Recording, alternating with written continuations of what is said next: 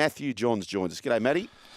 Hey, Joel, Fletch, tourists, Brooksy. MJ, how are you? Everyone, listeners, right across the SEN network. Yes. SENQ, SEN Vic, SEN WA, SEN NZ. I just got on a roll there. I couldn't stop. Is SEN... Oh, yeah, NZ still. Brian, I want to give her a big rap. No, it's great listening. The Morning Glory on Yeah. a Friday morning with the boys. The regular... well, I'll tell you who comes to life there. Benny Hogarth. Yeah. Oh, shameless. Yeah. Shameless self-promoter. I feel Matthew's given him too much leash. You reckon but, too much? I'm just from an outsider looking in, I think he gives him way too much airtime. Really? Way Gene too much. Fletch, we've created a couple of monsters here. Haven't we? What? Ben Hogarth, we're calling him Tyler Sheridan because he's suddenly writing himself into everything. Everything. And of course, Leon. Mate, Leon is walking around with bling and a posse. Yep. It's just, mate, after his Homoli Olakau'atu moment, he came up to me just shamelessly and goes, Matty, 1.6 million views. I went, fantastic, mate. He wants Great. to, I tell you what, he's that typical Italian. It's all about the cash. Is it? He wants know. cash. He wants the cash. He needs it because he likes a Alan Funt, as they like to say. He does, doesn't does he? Like most Italians. Yeah. Does he really? Yeah, he does. He's out of Flemington markets every morning, just out there moving the zucchinis and stuff. Just getting the SPs involved out there. They're going to the Flemington Hotel, just whacking the The pokey. LJs, the SPs. All right, Matthew, we didn't want to talk about it. We've got to talk about it. The Dylan Brown thing. Now, I noticed that you, my friend, feel you feel he can't become that playmaking seven. Thoughts? Well, Fletch, the thing about it is, right, Dylan's game, look, and I'll say this from the outset, the signing of Dylan Brown is a beauty. It's a good signing. It's just the length of the deal and the size of the deal is crazy. Yep. That's what the problem is. And it's no knock on Dylan. I mean, if that's on the table, 95% of players, probably 99.9% of players would take it. I think the eyebrows are raised at the Knights. You know, that's where I think that in the next month of football, he's going to be scrutinised more than any player that I can remember for a long, long time. And a lot of that won't be, most of that, whether it's praise or criticism, probably won't be directed so much toward Dylan. It'd be directed up the highway. People saying, oh, what have you done? Or, oh, great signing. Honestly, it'll change week to week. You watch what happens. My thing about Dylan is a pure six, right? And I love him. He reminds me of actually a bit of a hybrid 6 and 1 that you get where they can run the football. You know, they float around the field, they react. And his game has always been based on speed and physicality. But then to go to 7, it's a completely, when they sign you to be a centrepiece playmaker, then you've got to steer the ship. You've got to put the right kick in at the right time. You've got to control the tempo of the game, whether increase it, decrease it. You've got to talk about it. You've got to communicate the intention of the set of 6. You're going to push around the park. And from someone to go from a 6 and a deputy and be essentially a runner to actually taking on that role, it's immense. It'd be like you're almost playing a different sport. It's so different, and we've seen it before in the past. You know, very few players are able to make that transition. I remember when Scotty Prince left, and Timmy Sheens went, righto, I'm going to try to turn Benji into the 7, and it just really affected his biggest strength, which is his running game. You just can't underestimate the difference between wearing the 6 and being the deputy, and then all of a sudden taking the 7 jersey and running the ship. It's just a completely different pressure. Do you feel at 24, though, he's got time to learn it? Because I look at Jonathan Thurston when he left the Bulldogs. He was a 6, came through as a 6. He went up there in 2005. Yeah, 2005. Then, obviously, he went on to greatness, became that 7. Yep. Do you feel that I think similar age, 22, 23, do you feel that Dylan could learn it? Well, he's got 10 years to do it. Yeah. Look, Fletch, it'll take a lot. It'll take a lot of patience. And that's the thing. I mean, look, what we're just talking about, he well may. He might get up there and suddenly, mate, he's running the ship, and you go, well, okay, he's able to do it. He's able to take on that pressure, handle that big paycheck, and fulfill it. But that is the nature of the risk the Knights have taken. My thing with the Knights is, okay, 1.3, they've paid overs. Yeah, of course they have. But it's just the length of the deal. Yep. You're looking, 10 years. I mean, he's got each year a clause out at Parramatta or that crow that was sitting there. But why not offer him 4 at first? 5. And I can understand the Knights have a desperation because they've tried to land some big names. They've missed out. They lost Leo Thompson. You don't want to start to be a bit of a stink on the club. But, 10 years, $13 million, the richest deal in the game's history. Man, they've gone all in. I tell you what, that left side is going to be potent when they get him, Dylan Lucas, Bradman Best, Kalen Ponga. Yep. Like that left side, that's as good as any left edge in but the you game. say that, bro. When you say that, Brian, like there's actually no guarantee that he'll be the best Dylan in the club. Yeah. There's no guarantee. I totally agree with Matty. And when Matty was talking about... Yeah, because you're a suck. No, but when you're a suckhole. Because he's smart, mate. Voice of reason, mate. Water finds level. So our man... Hamish and Andy. Our man here... Oh, suck those blokes. Our man Matthew, right, he described Dylan Brown. He said he's a runner and he's this and his physicality and all that sort of stuff. If we knew that Dylan Brown was the best player in 4 or 5 years' time, I don't see Jonathan Thurston. I see Munster. He's more like a Munster, right? Jerome Hughes? No, different. And the thing is, I said earlier on, Matty, is that if on the weekend on Sunday, if Cameron Munster was playing for Parramatta and Dylan Brown was playing for that Melbourne Storm side, it's probably the same scoreline. Which the point of that is that the game, it's not a game manager. Okay. As good as they are and that, they're not game managers. Not now. Not now. But do you I don't feel think that... No, I don't think you don't think he's got it in him? No, I think he's more of a Munster type. Okay.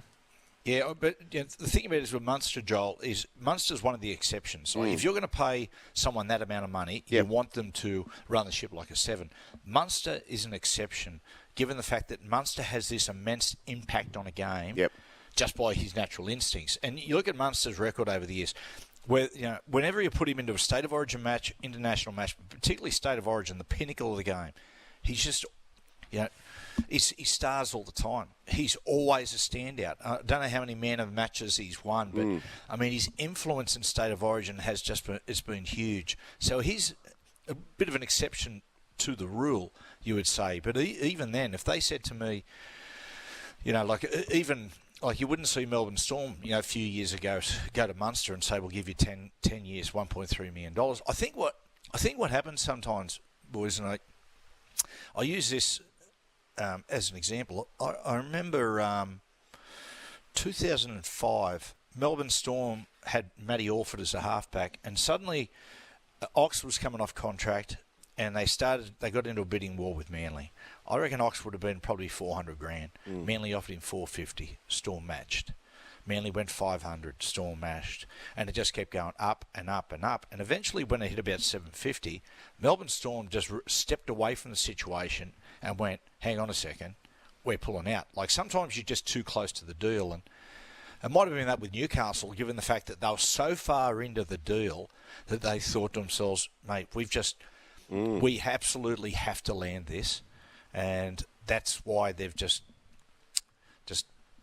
given him this incredible deal. MJ, we've got a few texts come through. This is from Daniel. If Newcastle win one premiership in the next 10 years, is Brown signing worth it? Thoughts, Matthew? Oh, man. Is it? Yeah, you'd say that. You're one of 17 teams. Of course it is. It's what, but it's what happens in the other 9 years as well. I mean, you're not signing him over a 10-year deal to win 5 comps. If you can snare 1 or 2, then he's done a good job. One of the things that came out today, I don't know whether they said that there's reports out of Newcastle that they'll look to put Dylan 6 and they'll play Fletcher Sharp 7. And you're going, hang on, fair go. Yeah. You're paying. You're giving a bloke $1.3 million, and you're saying, and you're giving the 7 jersey to a kid and logging him with the pressure. That you don't do that. Whether he wears the 6 or the 7, as far as the halves partnership, Dylan is going to be the central playmaker. Matty, with these big deals too, like term-wise, 8, 9, 10 years, no matter what the sport is, quite often the person who's signed off on the contract are generally not at the club when the player's still there. They want to get it done. It's someone else's problem by then, isn't it?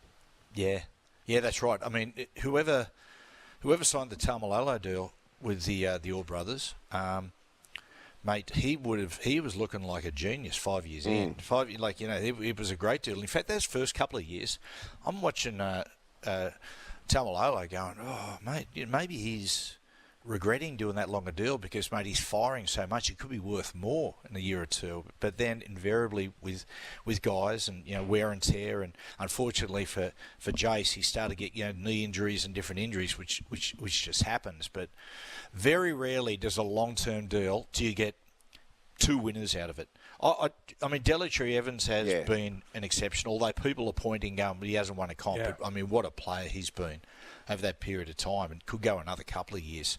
He's been an exception, but those long-term deals. I remember, it wasn't that long ago that we were looking. I remember Brent Sherwin, Shifty Sherwin, signed a 5-year deal, and people went, that is outrageous. 5-year deals don't work. Now they're signing 10-year deals. Wow. Matthew, quite interesting. I'm going to change tack here. The the tragedy, which is the Gene Hackman. So, did you know? I didn't know this, that his wife actually passed away because a rat bit her, and then Gene Hackman just passed away from a cardiac arrest a whole week before she passed away. Yeah. And this poor bugger had dementia. Yeah, so he didn't know what was going on. Horrible. So it wasn't. They were saying it was some sort of pact. It was nothing, and there was no gas leak or anything. Yep. No. Imagine that. That's even worse. I feel. Well, that explains because she's not there to assist him. Yeah, and he had dementia at 95. I want to give a tip to people, right? The people who we did movie of the week last week. Hoosiers, Gene Hackman. Just go and get it. It's on Prime. I'm telling you now, it's on the dais. Top 3 sporting films of all time. In my top 10 of all time movies. Gene Hackman, Dennis Hopper. It is unbelievable. I guarantee you, you'll watch it and you'll just go, when it finishes, you'll say, that was unbelievable. It is that good a movie. On that note, how good is White Lotus going? Oh, great. How good. What about the Mort shot? White Mortis shot. Mort. I know. I kept going back. I said, this card is not. It was unusual looking. Now, the other thing too, Matty, on the boat, there was an Aussie. What movie is he out of? Oh, I know. You've seen his head? Same thing. I was looking at his head. He was on the boat, and he was obviously playing an Aussie. He was known to have an ABC drama. It was like a cop show. It's got blue in it. Why are you thinking of the boys? I tell you what, didn't that episode make Australians look bad? Yeah, I know. The acting was shocking. Those with the old buzzards. The old buzzards around the pool, and I was going, oh no, this is. And speaking of actors and your area, Matthew, what about Yahoo Serious? He's been accused of squatting in a seriously ill man's home on Sydney's northern beaches, with representatives of the man now turning to a tribunal. What's happened to young Einstein? Oh no, you can't be serious. I mean. The boy from Newcastle, the boy from Stockton, done good. Yes, I know. If you go back, if you watch Mental as Anything, I mean, they do the soundtrack, but he's dancing. You know, that rock and roll music at the end of that movie? Mate, all the extras, most of them are my mates from Cessnock High School. They're all in the back. They're all in the background. Now, is that interesting? Yeah. Probably not, but it's just a little fun fact. Yeah, it is. Interesting was our man there, the water polo guy that you came down to play. Peaky. No, they got it around at Cessnock High. Unfortunately, we went to Maitland-Morris Brothers. Right, we didn't get the memo, so it was all the public school boys that were there. Hey, boys, I need 2 tips from both of you, right? Yeah. The first one is back to White Lotus. Yep. So there's always somebody who is the culprit. Yes. Who's your early crow? For the gun? Yes. Well, the obvious one is that, but I don't believe that's going to be. No, that's right. There's always a twist. No, I don't think so. You know who I reckon it'll be? I think those 2 Thai gangsters at the start. Yeah. I think it'll be those 2, and I think our man, who is, who's trying to impress the Saxon. He's Gaytok. fellow employer. I reckon. Oh, he'll be the Gaytok. hero. I reckon he's going to be the one that's not the hero. I think he's going to. The girl's going to brush him, and he just goes mad. What do you think, about Brian? Uncle Rico? How good is Uncle Rico? Mate, he's a. It'll be someone. Sorry, Best show of all time, I reckon. White Lotus. Yeah, what a cracker. It's great. Someone told me, the nerdy kid is in School of Rock. One of the camos yesterday at Fox Sports were discussing it. He said, mate, you know the movie School of Rock, and there's a bit of a nerdy kid in there.